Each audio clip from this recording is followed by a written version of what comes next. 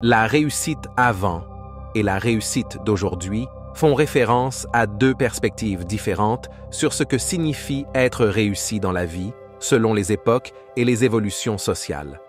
Autrefois, la réussite était souvent mesurée de manière plus traditionnelle, en fonction de critères tels que la richesse matérielle, le statut social, la possession de biens matériels, ou la réalisation de jalons conventionnels tels que l'obtention d'un diplôme universitaire, l'accès à un emploi stable et bien rémunéré, ou l'achat d'une maison. À cette époque, le succès était souvent associé à la stabilité financière, à la sécurité de l'emploi et au respect des normes sociales et des attentes culturelles. De nos jours, la réussite est souvent définie de manière plus holistique et diversifiée, prenant en compte une gamme plus large de critères tels que le bonheur personnel, l'épanouissement professionnel, les relations interpersonnelles, la contribution à la société et la réalisation de ses passions et de ses objectifs personnels. La réussite d'aujourd'hui met davantage l'accent sur le bien-être global, la qualité de vie et la satisfaction personnelle, plutôt que sur des indicateurs strictement matérialistes ou externes. Les individus cherchent souvent à trouver un équilibre entre vie professionnelle et vie personnelle, à poursuivre des passions et des intérêts personnels, ainsi qu'à contribuer positivement à leur communauté et à leur environnement. Dans le passé, avoir une belle voiture, un diplôme et une belle maison étaient souvent perçus comme des symboles de réussite, car ils incarnaient différents aspects de la prospérité économique, sociale et personnelle. Posséder une belle voiture était un signe de statut social et de succès financier. Les voitures haut de gamme étaient considérées comme des symboles de richesse et de prestige, et leur possession était souvent associée à la réussite professionnelle et au pouvoir financier.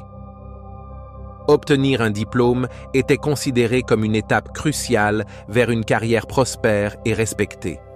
À une époque où l'éducation supérieure était souvent réservée à une élite éduquée, posséder un diplôme était un indicateur de connaissances spécialisées, de compétences professionnelles et d'opportunités d'emploi prometteuses.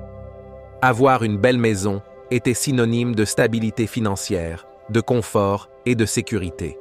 Les maisons étaient des investissements précieux et représentaient souvent le fruit du travail acharné et de la réussite professionnelle.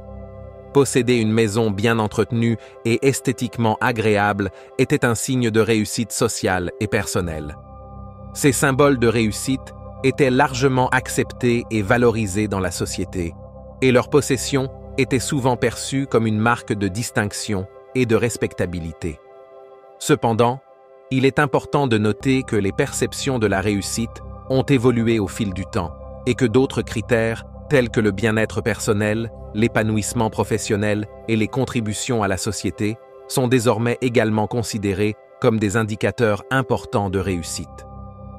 Aujourd'hui, la réussite est souvent associée à des notions de liberté financière, géographique et temporelle, en raison d'un changement dans les valeurs sociétales et des évolutions dans la façon dont les individus perçoivent le bonheur et le succès. Posséder une liberté financière signifie avoir suffisamment de ressources pour subvenir à ses besoins et réaliser ses aspirations sans être limité par des contraintes économiques. Cela permet une plus grande autonomie dans les choix de vie, la possibilité de poursuivre ses passions, de prendre des risques professionnels et d'investir dans son bien-être et son développement personnel.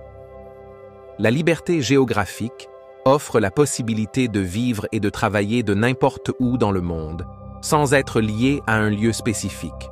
Cela permet une plus grande flexibilité dans le mode de vie, la possibilité d'explorer de nouveaux endroits, de s'immerger dans différentes cultures et de profiter d'une variété d'expériences enrichissantes. La liberté temporelle se réfère à la capacité de contrôler et de gérer son temps de manière autonome, sans être contraint par des obligations extérieures. Cela permet une meilleure conciliation entre vie professionnelle et vie personnelle, ainsi que la liberté de vivre une vie plus équilibrée et satisfaisante.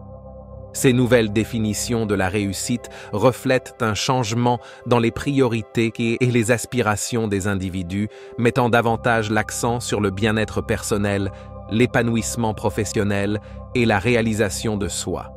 La réussite est désormais souvent mesurée par la qualité de vie, la liberté de choix et la capacité à vivre une vie pleinement épanouie, plutôt que par des indicateurs traditionnels tels que la richesse matérielle ou le statut social.